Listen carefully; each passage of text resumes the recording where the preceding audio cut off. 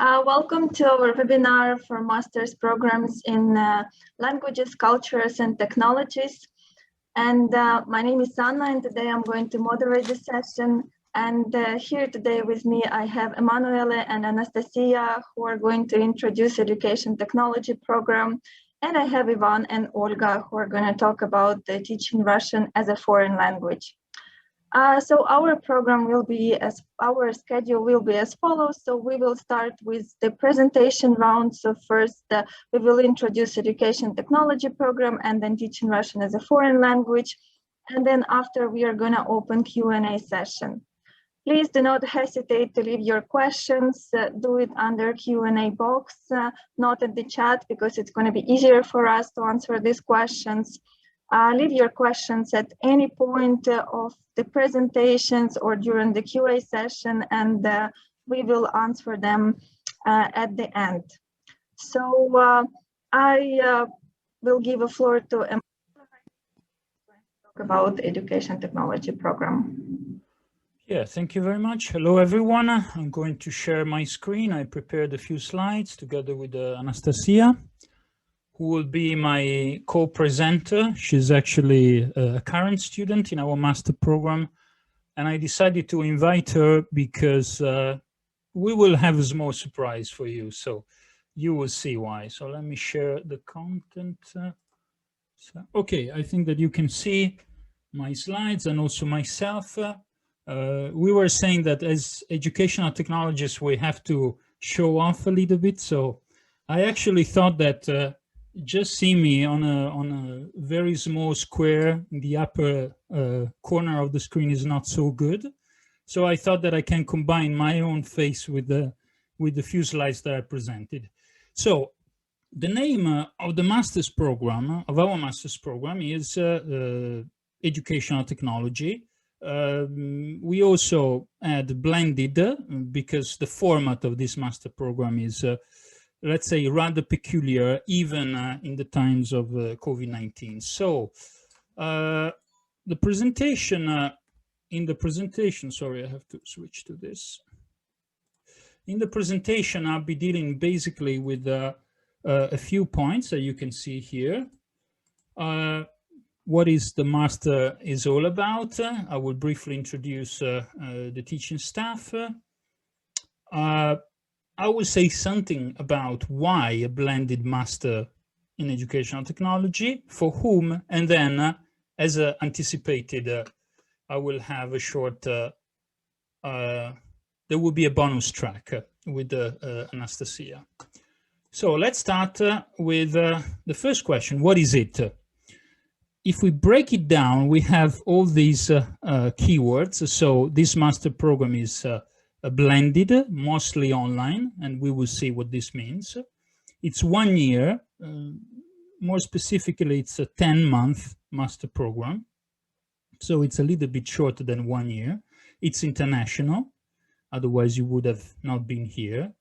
And it's in educational technology. So let's see one by one what all this means. 1 year blended master program. Until 2020, this was actually the so-called master plan. So it's blended or mostly online, because in this master, at the beginning of the academic year, usually in the second half of August, we asked the students to come to Tartu for an intense period of study, lasting 2 weeks, after which the first semester starts with most of the online courses. The first semester starts in September and then it ends end of January, beginning of February. Then there is a second semester when usually the students focus on the thesis. And then in June, after 10 months, more or less, we have the defense and the graduation in Tartu. Last year, meaning in August 2020, because of the pandemic, we were not be able to do this. We didn't have this August session, 2 weeks in Tartu, which was actually replaced by, let's say, an online version, which actually started 10 days before. So it started to be precise, on the 7th of August. Of course, the nature of the online August session was different from what we used to do, but it was still a way to give the students what we promised. Maybe there will be questions about this, so I'm not going to dwell on this topic. But at the moment, we don't know if we will repeat the same experiment this year. In other words, if we will not ask the students to come to Tartu for 2 weeks, but we will have a sort of online replacement, or if we will be actually able to run the August session. Interestingly enough, since Anastasia is a student from this year, she might actually briefly tell you about what it means to have a fully online master program. But still on paper, our master program is blended because of these 2 weeks in August. Very briefly about the tools that we will use during the master program, since it's partly online and it's also about educational technology. Probably I should say something about this. We've been using Zoom basically since the inception of this master program back in 2017, and we will continue using it. Then when it comes to the learning management system, the sort of digital hub, in this case, we have been using both Moodle and Microsoft Teams. The university provides both Moodle and Microsoft Teams. In spite of the fact that students usually prefer, and I certainly agree with that, to have only one place, some of the activities are on Microsoft Teams. The reason is first of all, because we would like the students to try out different platforms as students. And the other reason is that both have limitations, and this is the reason why this year we started using Microsoft Teams for specific functions, especially for handling the whole master program. So usually courses are on Moodle, but the group that will manage the whole EdTech community will be is, and probably will be in on Microsoft Teams. Then when it comes to the content, the courses, and the curriculum, as I said, this is a 1-year master program, 10-month master program. We award overall 60 European credit points. There is a curriculum that is composed of mandatory courses and elective courses. You see here very briefly, I mean, this is just for you to have an idea of the courses that we are offering. Usually what students have told us is that this master program tends to be focusing more on the pedagogy of educational technology rather than technology itself. So if you can see here, for example, we have some courses that are specifically focusing on technology use, for example, technology use in education. We also have educational data mining and digital literacy. In other cases, the courses are more pedagogical in nature. So you see Introduction to the New Learning Paradigm, Collaborative Learning, Psychology of Learning, Problem Solving, that we also have Self-Regulation. These are basically coming from learning theories. I mean, these are all courses about learning theories.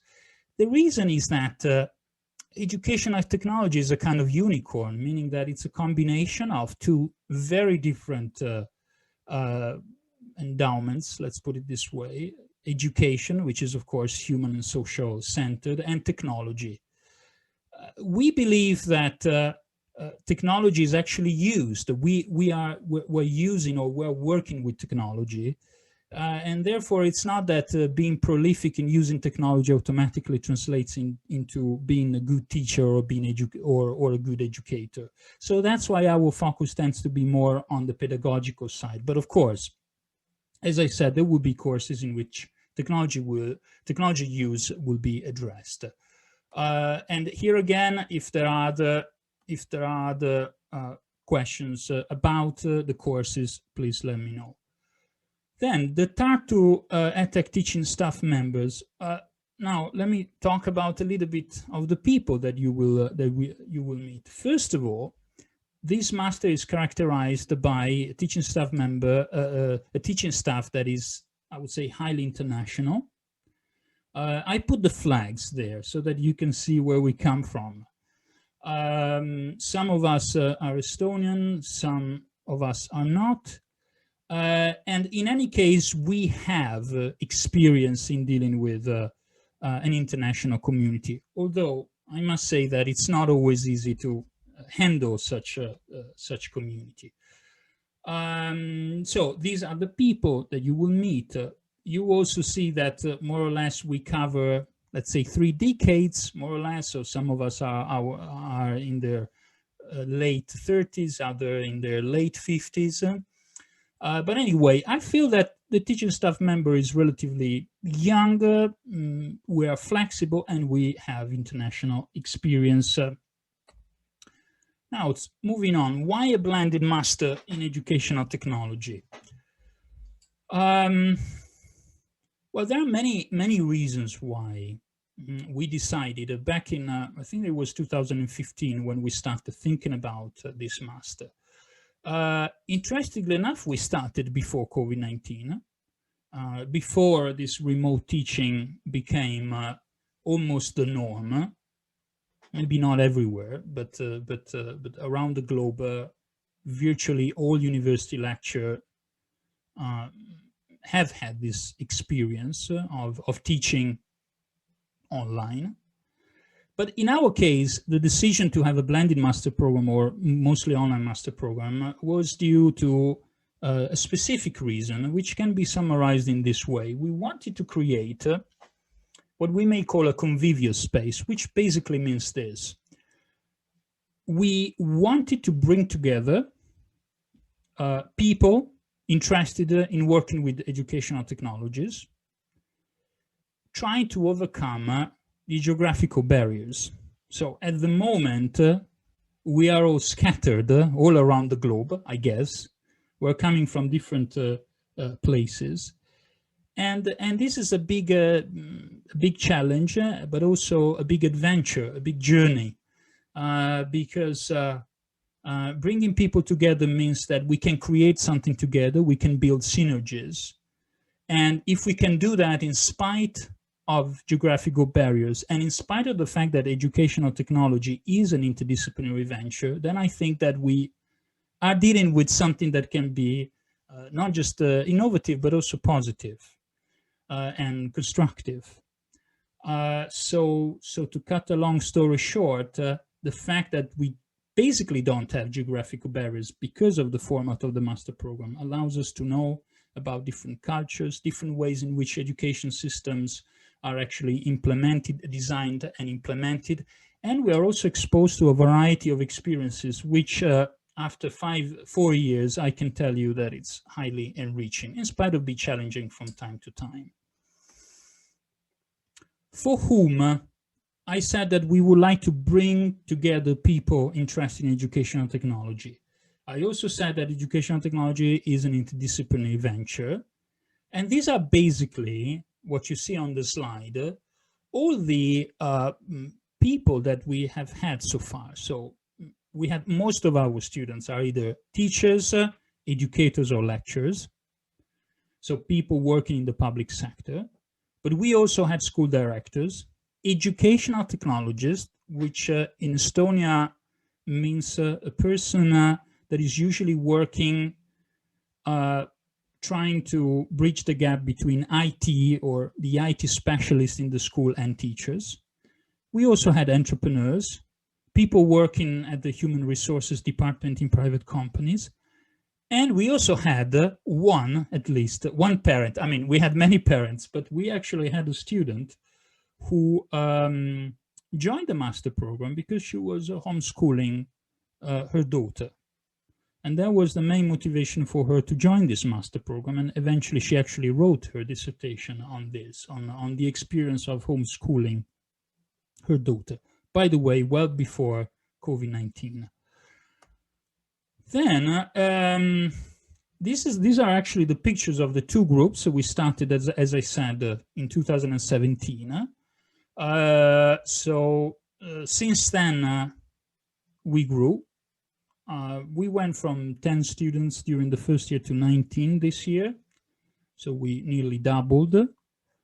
The geographical, I was talking about geographical barriers. These are basically the countries that we have covered so far. Basically, we had almost all continents represented. We're still waiting somebody from Southern America. We had people from Mexico and from Jamaica, but we still want to put the flag on Southern America. But we had people from Africa, Oceania, Asia, Europe, of course, India, Middle East, and so on and so forth.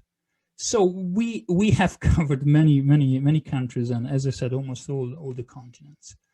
And then the bonus track, and this is the very last slide from me before handing over to Anastasia. We created, and this is something very recent, what we call the Tartu EdTech community, which is basically a community comprising people, both teaching staff members, as well as former and current students. We have both a website, tartuedtech.org, and a Facebook group, which I think that it's a private group with 49 members. The idea is essentially to have a place where, no matter whether we have finished studying educational technology or not, people can still keep in contact, get in touch, to essentially carry on or collaborate on different projects that are not necessarily related to the master's program. So in this regard, we really see the master program more like a door to something that the community hopefully can receive and then help to develop even further. So now I will stop sharing my screen. I will stop sharing my screen, and I think that Anastasia can continue. Okay, thank you. So,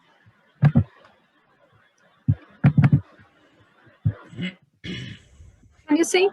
Yep. Wonderful. So here is our team that includes basically everybody: teachers, entrepreneurs, practitioners, scholars, and we all together working on many different projects.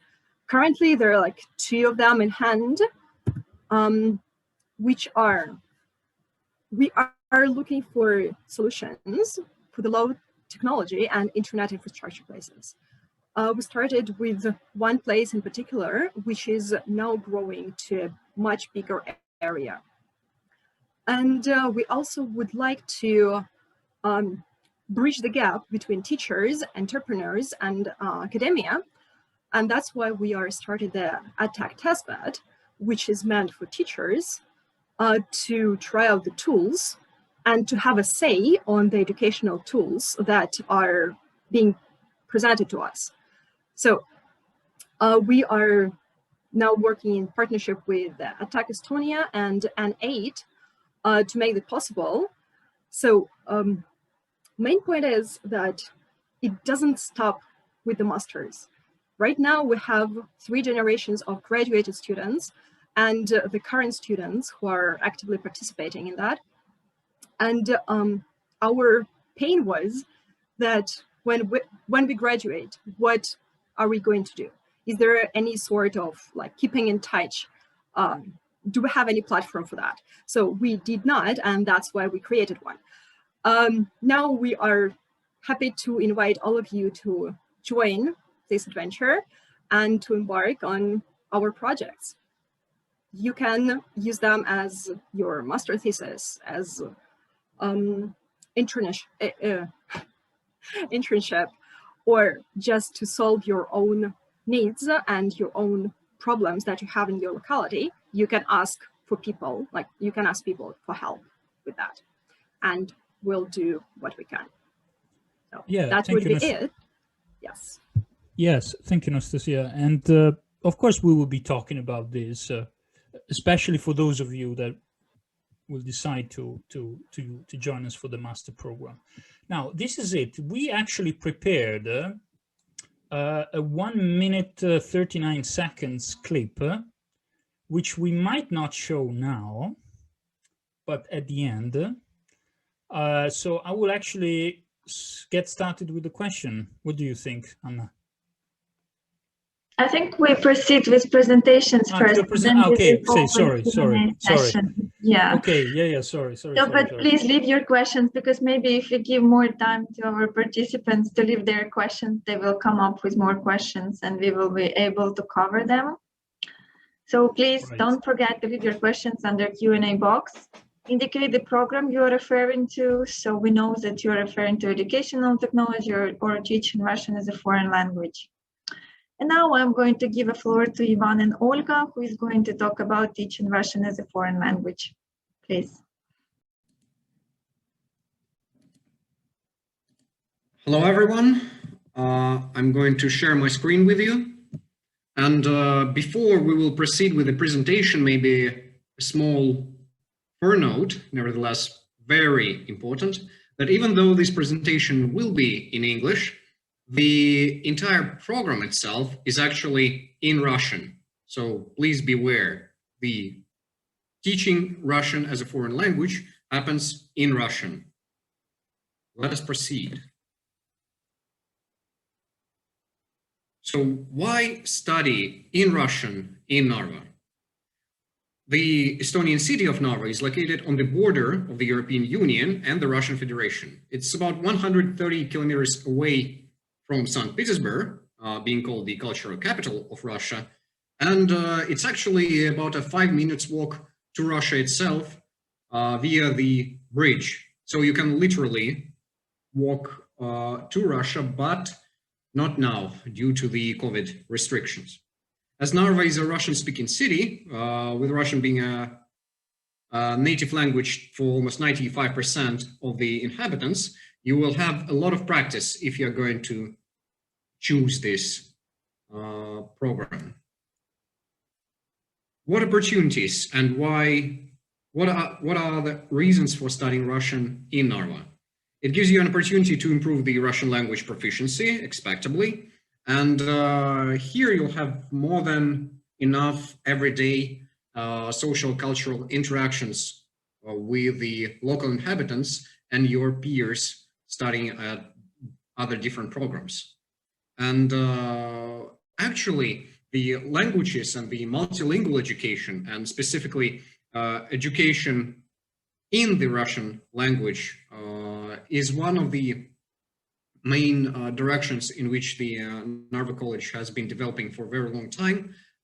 Every summer we are hosting about 100 students from the US, France, the United Kingdom, Sweden, Netherlands, the Republic of Taiwan, and etc. They come here for short courses in order to learn the Russian language. And basically what we decided to do with this master's program is to give it a master level implementation. So why study in Russian in Narva? Narva is a small town, about 60,000 people. So another thing to be aware of, even though we are the University of Tartu, Narva College, we are not situated in Tartu, we are in Narva. And Narva is very convenient for living and the studies. The university building and the dormitory are quite recently built, and I'll mention this again in a couple slides later. And basically, it's quite a convenient and small place which will allow you to focus on your studies and have fun at the same time. Narva College is a regional college of the University of Tartu, and it follows all the traditions of the University of Tartu itself. Our main student body includes more than 500 students, but also we have a considerable number of international students who study here at the bachelor level already. And as you can infer, most of them come from the former Soviet Union countries, though not only.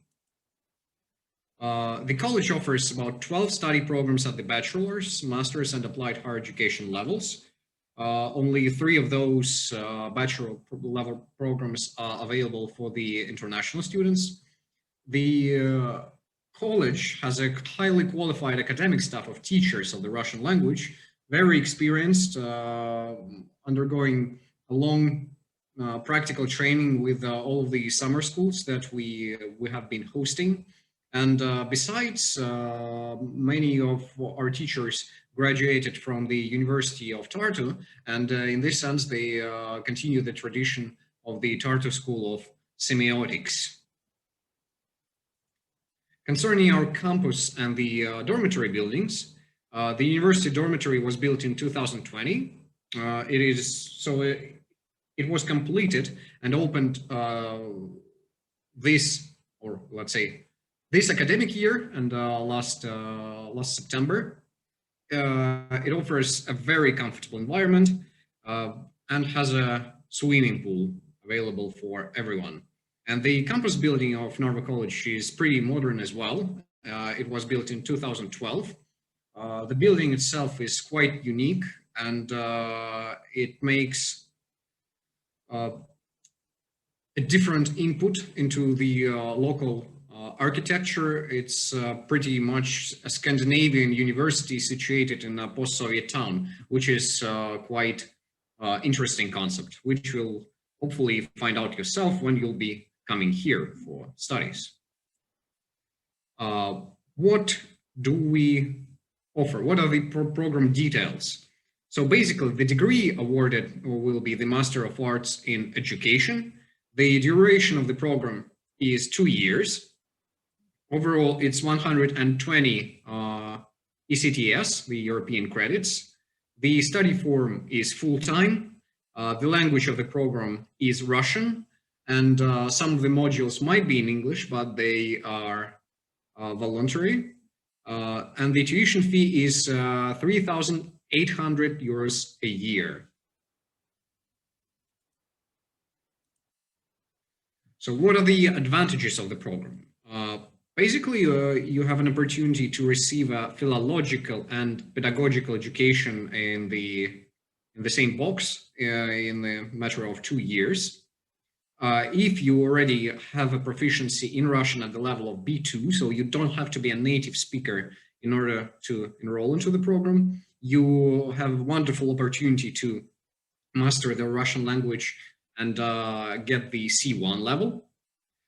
We strongly urge our Erasmus students to go abroad, or our students to go for Erasmus abroad, and this specific program presupposes a large number of opportunities for going to our international partners primarily all over the European Union, in Italy, France, in other countries where you could actually get a hand-on experience in teaching Russian to the foreigners. And in itself, our studies are pretty flexible, and even though the program is a full-time program, some of the studies might be held online, and we offer the e-learning support. What are the modules of the program? So the narrow field module, the language system, gives you a basic understanding of the Russian language, of the phonetics, and also you have to go through a training of the practical Estonian, though at the very, very basic level. The core competences module gives you a more profound understanding, which is necessary for the teachers of the Russian language as a foreign one. You'll have to go through the grammar, linguistics, stylistics, and all of the corresponding subjects. The psychology and pedagogy module is accounted for the pedagogical side of your training. It also has quite a large volume, and also the last module On this page is the pedagogical practice module, which is obligatory for all of the students receiving their teacher education degree in Estonia. So you will have an opportunity again to receive a practical experience. Also, you have quite a few elective subjects. Specifically for those speaking Russian as a native tongue, we offer and urge them to increase their proficiency in the English language. Some of the other subjects in the comparison of the Russian and Estonian grammar, cinematography, the spoken language, teaching Russian as a mother tongue to bilingual learners, and etc. Some other optional subjects are quite various. In order to complete the program, you need also only 6 ECTS of the optional subjects, but their variety is humongous, and you'll get acquainted with this if you enroll into our program. And of course, the master's thesis, which is 18 ECTS. If you have an additional interest in learning about our subject modules in detail, I can send you a brief description aside of the curriculum itself. So please leave a question if you have such a need. What are the entry requirements? We do not require a philological degree, which is quite important in this case. You only need a bachelor's degree or equivalent qualification, which must be obtained by the end of July. So if you're still in your bachelor studies, it's not a problem if you will graduate by the middle of summer. And also, you're supposed to have a confirmed proficiency in Russian at least at the B2 level. You do not have to present us a proficiency test or pass an exam before applying. We conduct our own internal exams in order to test your Russian language skills, which will take place after submitting the application on Dream Apply on April 12th and April 13th. The application, the 2 primary documents for your application and on which the evaluation is based is the motivation letter, which is 40% of the final score, and the admissions interview, which yields the 60% of the final score. The maximum number of points that you can get is 100 points, and the minimum is 51. In order to be considered for the admission, you need to get at least 66 points or higher. At this point, I will urge you to study with us. If you have any additional questions, please leave them in the Q&A box. We'll do our best to answer them. If you still have some additional questions, and if you want to address them to our program manager as well, please write to me or to Olga, who is present here with us. We'll be delighted to answer them. So let's have this talk. Thank you very much. Thank you very much, Ivan, for your presentation. I think right now we can open our Q&A session. You can keep an eye because we already started to answer some of your questions, and Manuela already covered a lot of questions which were addressed to his program. So please keep an eye because some of the answers are going to come to you in written form. Some of the answers we are going to take now. But still, please leave your questions until the end of our webinar, and we are going to proceed with the answers.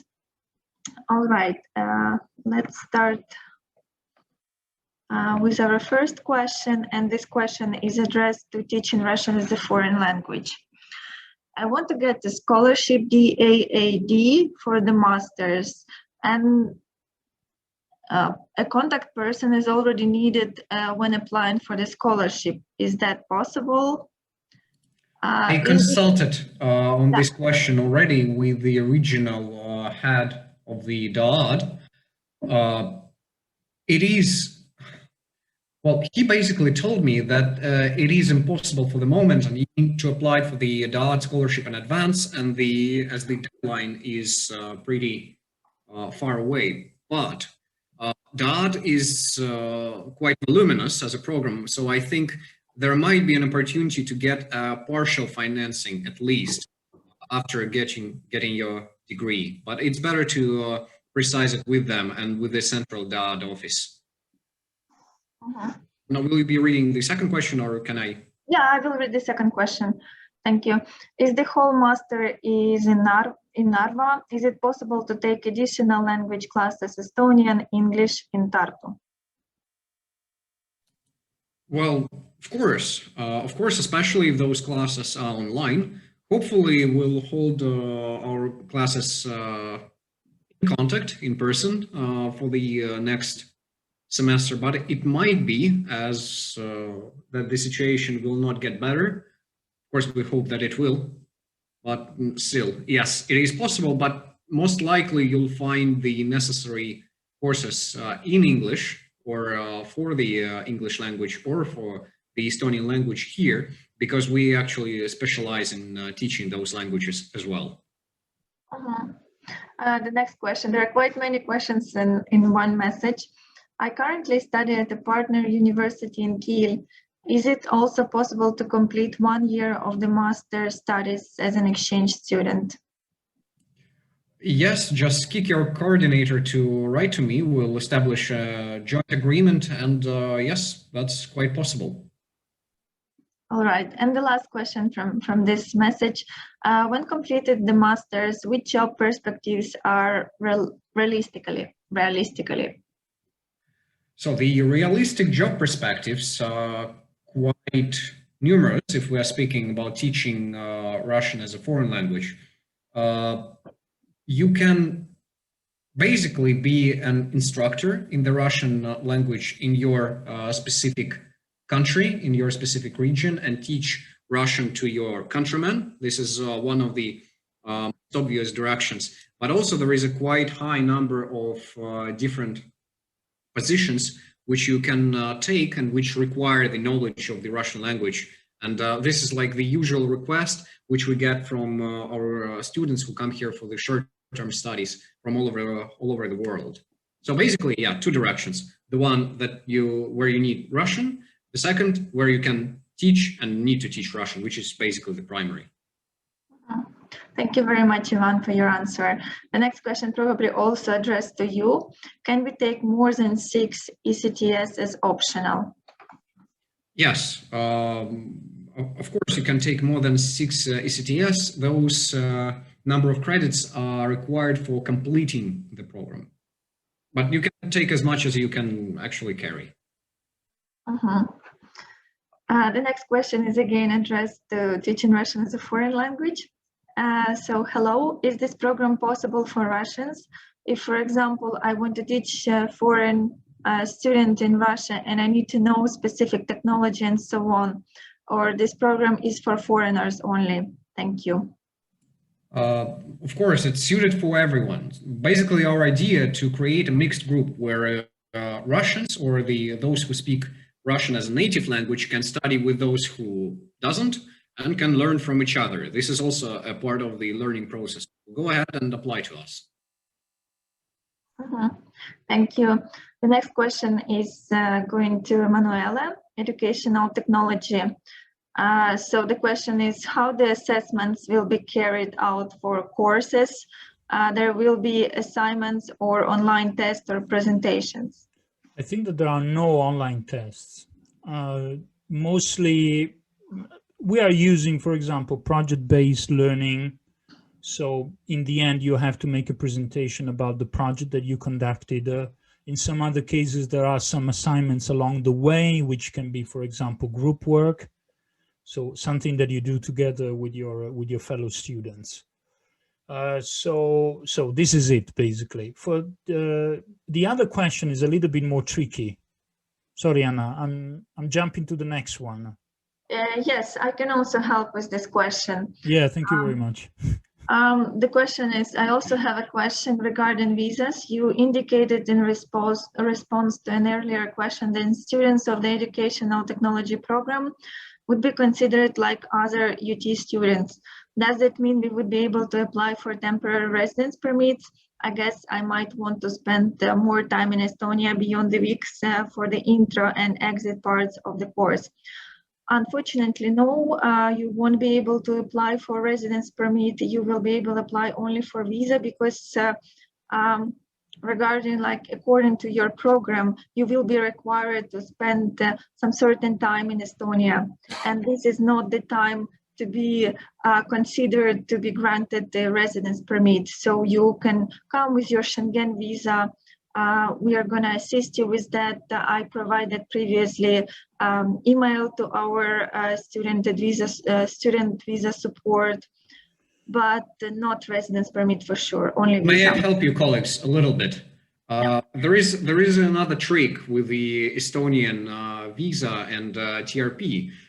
You may not qualify for TRP because it doesn't exist, but what you can do after getting this degree, you can apply for another type of TRP, of the temporary residence permit, which will be not connected to the job or education you receive, but instead to the fact that you received education in Estonia. So basically, just hang on for 1 year and you'll be fine. Yeah, so basically it's after graduation already, but it's not during the studies within this 1 year of educational technology. Yeah, can I just add one quick answer? Because we had a student from India, and basically he found a job here, and of course, if you're capable to find a job here, then things are slightly different. So this is also something that you may consider on top of what Ivan said. So after graduation, you have great perspectives in your career and you can be granted residence permit. But because the program doesn't really require you to stay in Estonia, you can come with visa. Yeah, and just another thing, because I wrote in one of the answers that you are basically like any other UT student. I meant that you are really a student in spite of the fact that you're not supposed to be here. I mean, you're not asked to be here, which means that you have full access to, for example, all online services and everything. And there was also a question, do I need to be here in Tartu? Basically, the answer is no. But as I said, a student of ours actually came to live in Estonia. So this is, these are the chances. Yeah, thank you very much, Manuela. The next question, if my diploma is neither in English nor in Estonian, should the translation be verified or apostolized? I can take over these questions. Yes, basically, please. It is required to translate your diploma supplement, because we don't speak all the languages abroad, and you need to certify it either with the institution that issued you this diploma, or by notary, or make an apostille. So it's may I add something? Sure. If it is in Russian and you apply to the Narva College, you don't have to do that. Oh, well, yeah, because yeah, because we do speak Russian here. Yeah, unfortunately, but not here. If you apply to other programs, you will need to translate your diploma. Thank you. The next question, shall we approach prospective supervisor for our thesis upon getting admission? How detailed our proposals should be? I guess yeah, this is for us. Yeah. This okay, yeah, no. Because this is also related to another question. What we asked you to do is just to describe what you would like to do in our master program. Then, as we start, we will find a supervisor based on your interest, based on a matching that we will do together already in August. So you don't have to think about that too much. Then the other question to Julia, how can I apply for scholarship in EdTech? No, this you don't need to apply for that. The first 10 will get the tuition waiver. after completing MA can proceed to PhD. I think it's PhD in educational technology. This is also related to another question. The answer is that we don't have a PhD program in educational technology. It's a PhD program in educational sciences, and this is a separate thing. Let's put it this way. But of course, I mean, the master program can be the springboard for a PhD career, which can start after the completion of the master program. Thank you, Emanuela, for answering all three questions. It seems that we don't have questions anymore, but we are going to still be here for a few minutes if you have any questions, because it's a very good opportunity to ask from program directors basically directly. And hopefully it will ease your application process, and it will be clear for you the program descriptions and the details in general. Yeah, and since there is a small gap, I would like just to share the link to the video that we prepared. I will not play the video because maybe there would be issues with the audio. I will just share it also with our colleagues, but with those of you who are interested in our master program. We prepared a very short clip. It's like, as I said, 80 seconds, but I will just share the link. And the video is just about what it means, this blended learning experience. So we try to combine videos that we shot during the August session and recordings of our webinars. And so that those of you interested in studying educational technology with us will get some kind of feeling. Now, the question is, I will post it to the chat or the Q&A? Sorry, I was muted. I think it's better to post it to the chat, but To please, the chat, yes. yeah, choose all panelists and attendees. Yeah, and attendees, yes. Yeah. So this is the link, and you can have fun with this. In the meanwhile, we have 2 more questions. Yeah. Yes. So there is a question to Manuela. Will you share your presentation slides after the session?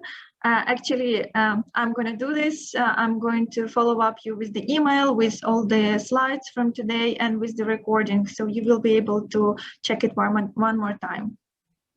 Yeah, I will share again the link so that everybody could. So next question is again to Emanuela. Do you have any online webinars or conferences in near future related with education or other topic in this field, online and with free access? At the moment, we don't have anything planned, but we're actually thinking about this, especially in the frame of this Tartu EdTech community. So we're trying to cater all the expertise in the community to offer specifically online events related to educational technology. Okay, there is next question again to you, Emanuela. Yes. If the applicant has a PhD in other field other than education, would that be a negative factor? No, absolutely. We don't. We know that. Well, we have, as teaching staff members, a diverse. A variety of backgrounds. So my background is in philosophy, for example. Others' backgrounds are like in biology. So because educational technology is an interdisciplinary field, so this is not a plus nor a minus. Actually, we are welcome diversity. Okay, then we have 2 questions about recommendation letters. Yeah. So we can also discuss it like with teaching Russian as a foreign language. Is there a recommendation letter necessary? Ivan, would you comment on that? Or Olga, maybe? Well, in our case, a recommendation letter is not necessary. It's not required for the application. Emanuela, what about you? Yeah, we need to have it's written on our website. There is a motivation letter in which you describe why you would like to study, and then we also ask you to briefly sketch out a sort of proposal, which is what you would like to do in this master program. And, it's helpful for us just to know you a little bit more better. Yes. Could you give any tips how to write a good motivation letter Jesus to be Christ. enrolled? I don't really know. I don't really know. I mean, I think that you can think of this. We also ask this video. So we ask you to make a video. And this is just for us to have a basis for the admission interview. And I think that as long as, just to think that we don't know anything about you, and we really don't know anything about you. So this is just a chance for you to tell us something about you. And then that's the starting point during the admission interview to see if there is a good match or not. But just be truthful, and as I said, it's really an exercise of communication. Just let us know who you are and what inspires you. Why would you like to study educational technology, and what are your initial ideas as to what you can actually do next year? That's it. Nothing incredibly formal. Thank you very much, Emanuele. The next question is related to PhD program in education and technology. How does the applicant write the PhD program in the Dream Apply? The Dream Apply only has master's box, level box, but how does the applicant declare the doctoral program? Yeah, this is something different. This is, and truth be told, I have no idea how it works, because the PhD program is, as I said, something different from this master's program. I know, but since I'm partly involved in the PhD program, you will find, I think sometime, in April, you will find the new topics, the topics for the next year. So it's still a bit premature to apply for it. But if you want to know more, you can also write to me, and then I will help you address the right people. I also think that it's not possible to find a box right now because the application period didn't start yet. Yes, exactly. It's from 1st of May. So right now you cannot apply. So you can check our website, check the requirements, prepare everything. And then from 1st May, you will be able to upload your documents to Dream Apply. A clarification, our deadline is March 15th. Yes, definitely. Like for master's programs today, don't forget, March 15th, you have to upload your documents, and everything is working with Dream Apply. So the next question is to educational technology. So far, clarification, do we need any sort of recommendation letter from our previous educational institutions? Short answer, no. Thank you. You can still answer your questions. We answered all of the questions for now, but you can still have a chance to leave your questions. Yeah, and I just jump in. If you have any question, you can write to me, and I mean, as far as our master is concerned, and yeah, you will receive the presentations with all the contacts from today, so you will be able to contact all of us separately after the webinar as well. So keep in touch. Another questions arrived. I think that's not the question about the doctoral program. I have a doctoral degree, but the Dream Apply does not have an option that I have a PhD. It's only until master's. How do I declare it? If it's about us, in the motivation letter, we had people holding a PhD in the past, and they just when you describe who you are, you say I obtained a PhD in when, and this is it.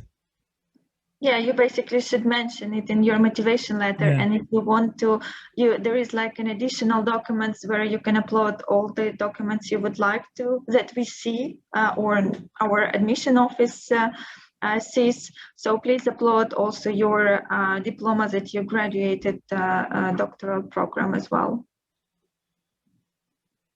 Unfortunately, we are not ready that our applicants are so qualified and already have a doctoral degree. is it going to be possible to pay the tuition fee in installments? I actually just sent, I don't know if it was the same question, but I sent previously the details how to pay the tuition fee.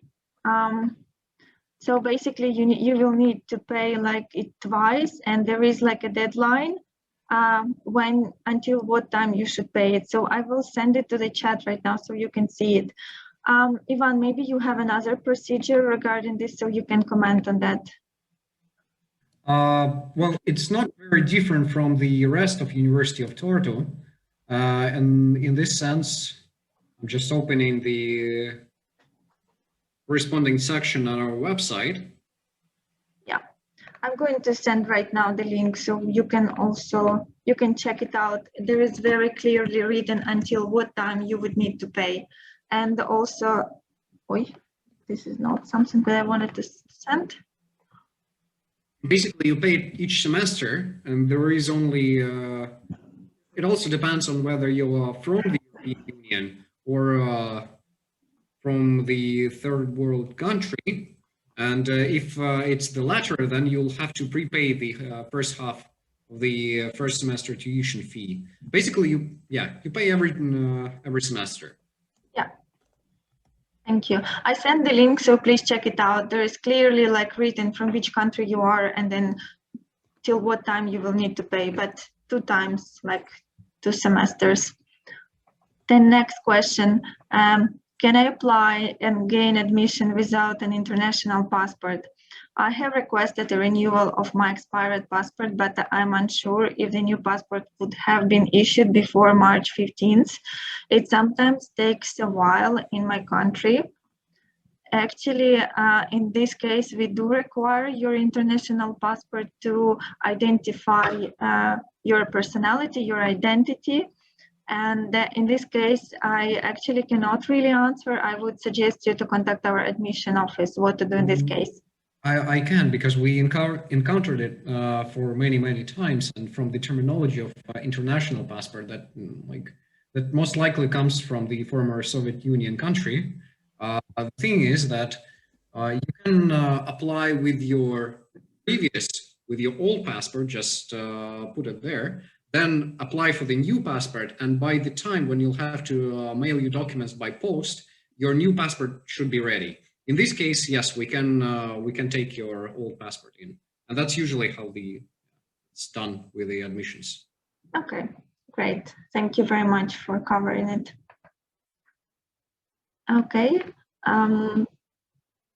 still we answered the question, so please still answer. We still have time.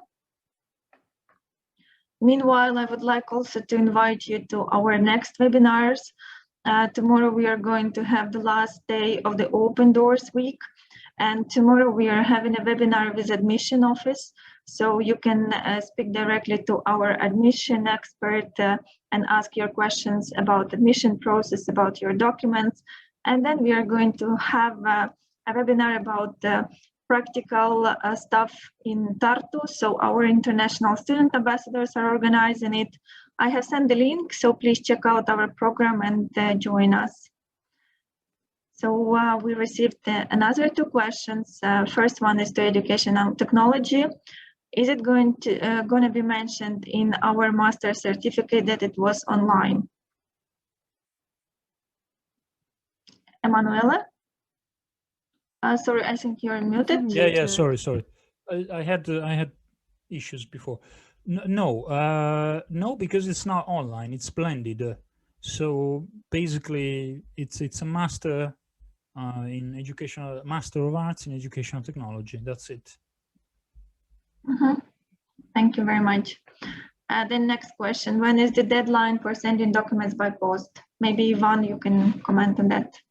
Yeah, well, usually it's after you receive your admission offer and before the semester starts. Let's put it on the July the 15th. It's usual deadline, but even though this is a master program, so the deadline should be slightly earlier. So I think it will be in June. Yes, but in any case, when you get your admission offer, you will be provided all necessary instructions what you should do, and then there will be a date indicated, like until what time you will need to send your documents. Because this year might be a little bit different because there is some delay with the diplomas, but usually it's June. Yeah.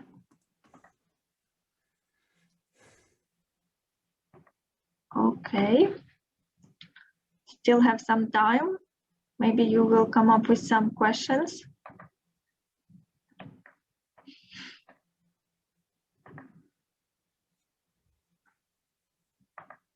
We can wait a few more minutes, and if we don't have questions, we are going to end the session. But I still will encourage you to ask your questions, because it's a very great opportunity to ask your questions directly from program managers of the programs you're interested in or you're applying to. So that's a wonderful opportunity to get your answers from the first hand, basically from people who are going to evaluate you and who are going to read your motivation letter and basically make a final decision. No pressure.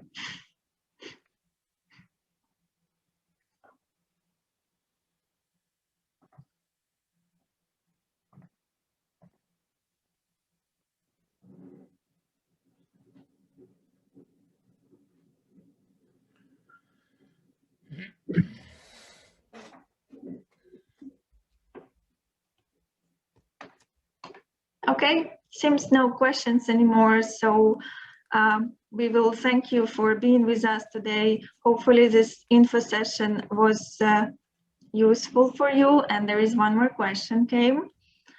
The record of the university in the process, but it is slow. When is the deadline? Do you mean the transcript of records? If it's transcript of records, you need to upload it by March 15th. Then I might want to add on the DAAD consultant question needed to clarify. I want to apply for 2023, not this year. You'll make it on time. That's for sure. Thank you. I cannot find the webinar for international relationships, MA. The webinar for international relations and regional studies is going to be on Monday, next Monday. It is not a part of the open doors, but you can find it on the program page. Sorry if this question sounds off. Can educational technology student on a Schengen visa open an Estonian bank account? I can comment on that the University of Tartu has some certain agreements with Swedbank, with Estonian banks. So basically, even if you don't have a residence permit, but you're a student at the University of Tartu, you will be given a confirmation about that, and you will be able to get a bank account for free. Small clarification, the Swedbank will not give you bank card without a temporary residence permit, but Alhava will. It's like LHV is the only bank where you will be, you'll have an opportunity to open the bank account. All right. No, they didn't let me to open the bank account without an address in Tartu. I think you should then clarify this with our admission office, because normally I know that we had some certain agreements with the banks, but I'm not sure about this. So please, there is an admission email in our chat. Please contact them with this question. I already asked it, but wondered if I could get more details about living in Tartu doing educational technology. I'm quite interested in living there. Emanuele? Well, what can I say about this? Am I mute? No. No. As I said, we actually had a person, I keep referring back to this, to the same student from India, who is actually still living in Tartu, and he found a job, and this is always a possibility. For more details, I was now thinking that we can also give Anastasia's email. What do you think? Can we do that in case there are questions that are more related to the student's life? Okay, that you're also teaching, so you're what we would call a part-time student, but you're not. You're studying and working as well. But perhaps it could be better to do this way. Tartu is actually it's a rather small city, university city, very nice.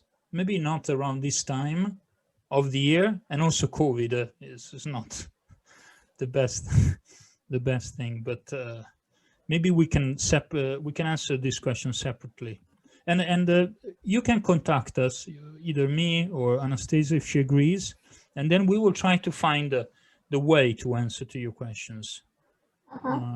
I can also include Anastasia's email to follow-up email, so you will get everything together if you don't mind. I just put in. You can also send it in the chat right now, but if you don't mind, I can include it to you to the follow-up email. Sure, that'd be great. Thank you. So people can also contact you. Also, we are having tomorrow a webinar about practical stuff about living in Tartu. So maybe you can also join and think and see how students are living in Tartu. So maybe it would be interesting for you. Check out our program. The next question: can I get the link for Monday webinar? Yes, you're gonna get the links for all the webinars in 3 days after the webinar. So you're supposed to get it today. Educational technology. How often do you get applications from young, soon-to-be bachelors? The focus on professional usefulness of the study scares me a bit, and seems to be all the current students are very experienced teachers or entrepreneurs. No. Maybe it was my fault, but I could also mention the students, right, or current students, students studying other disciplines. No, we actually had people coming straight from a 4-year bachelor's program, for example. I think that I would put it this way, that it's a wonderful opportunity for you to team up with people with different types of experiences, because Anastasia is actually working as a teacher, but she's now very old, as you can see, and most of our students would not qualify as very experienced teachers, meaning with more than 15 years of experience.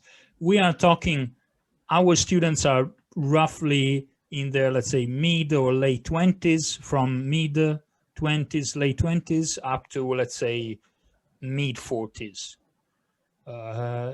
The nicest thing is that you will actually see professional teachers, for example, how they think, how they perceive their profession, and it's really just something enriching, because we know, of course, we know that some are teachers and some are not, and this makes the whole thing much more flexible. Then in a master program that could, for example, just focus on I don't know, high school teachers or primary education teachers. So don't be scared, if I may tell you this, if I may say this. Thank you very much for your answer. And the next question is again addressed to you. Since I'm working, is it possible sometimes if we urgently need educational assistance to meet lecturers in person during the weekend? Sometimes we even had webinars on Saturday, and the policy in my courses is that 50% of the webinars are actually taking place on Saturday. I usually have four webinars per course, so this is specifically to help you. The online format helps because you can basically reach us. I wouldn't say 24 hours a day, but it's much more flexible than traditional master programs.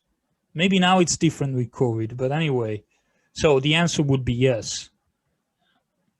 And this is also related to a previous question.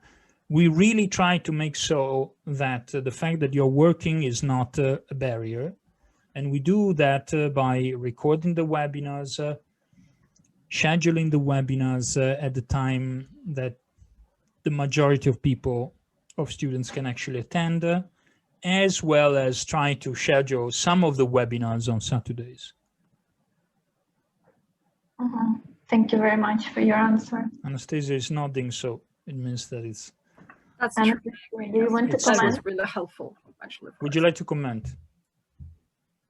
Yeah, just like that was really helpful because we had very different schedules, and we had people from Australia joining and people from Middle East and Europe. So we managed to make it work for everybody. Yeah, and it was very interesting because Anastasia herself, right before we started, came up to me and said, listen, are the webinars going to be in the afternoon or in the morning? And my answer was, I don't know. And then it turned out that some were in the morning, some in the afternoon. But I think that we still managed to do everything. I mean, the webinars are very important.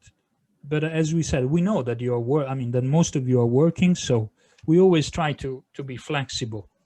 And all the webinars are actually recorded. And of course, since these are online courses, they are designed in a slightly different way from traditional courses. So the webinars are more discussions.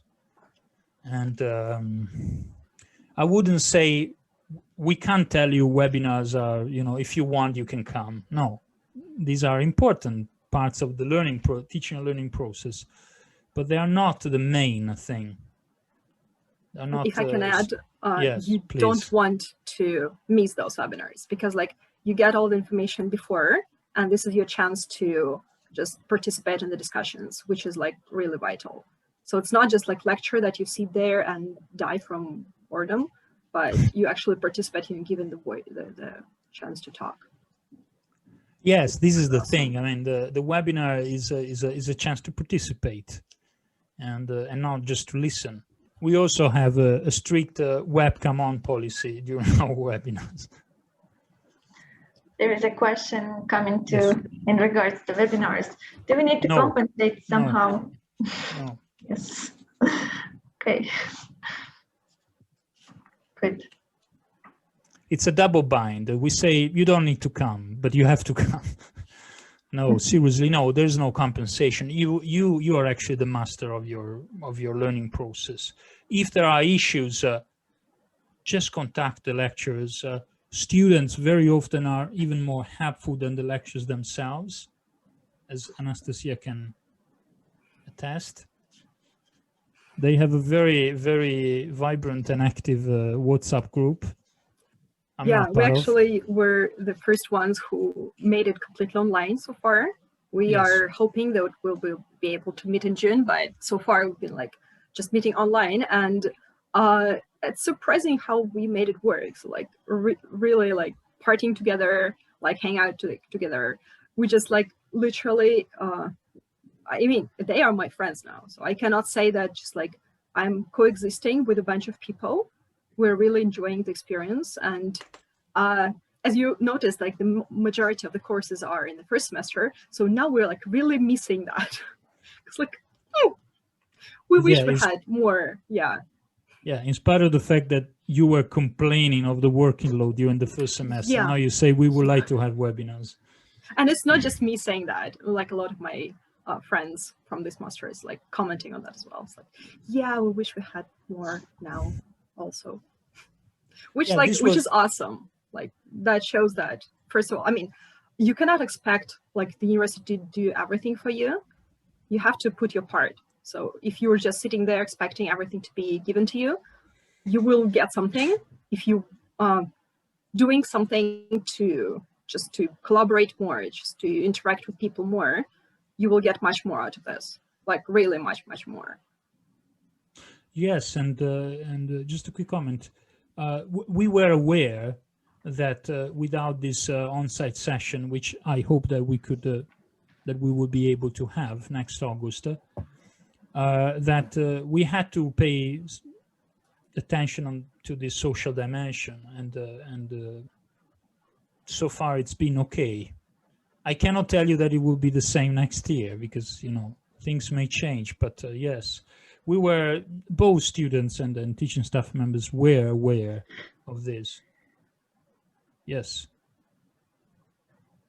Thank you. There's 50 questions answered so far. Maybe we Yeah. have time for the last one. We managed to answer 50 questions, and 50. if you have any questions, you still have a chance to write them. But I think we can end our webinar at this point. Thank you very much all for being with us. I really hope you're going to apply to one of the programs represented today, educational technology or teaching Russian as a foreign language, and hope to see you next academic year at the University of Tartu, and either in Narva or in Tartu, who knows. So apply. If you have any questions, you're going to receive all the contacts. Don't hesitate to contact us. Please remember about the application deadline, March 15. You need to apply before this date. If you miss this application deadline, unfortunately, you will miss your chance to be enrolled this year. Thank you very much. Stay tuned for our other webinars within Open Doors. Thank you very much, Program Manager Managers Anastasia, for participating. Thank you very much. Yeah. Thank you, colleagues. Thank you, candidates. That was really a pleasure. Thank It was a you. pleasure. Thank you very much. Bye. Bye.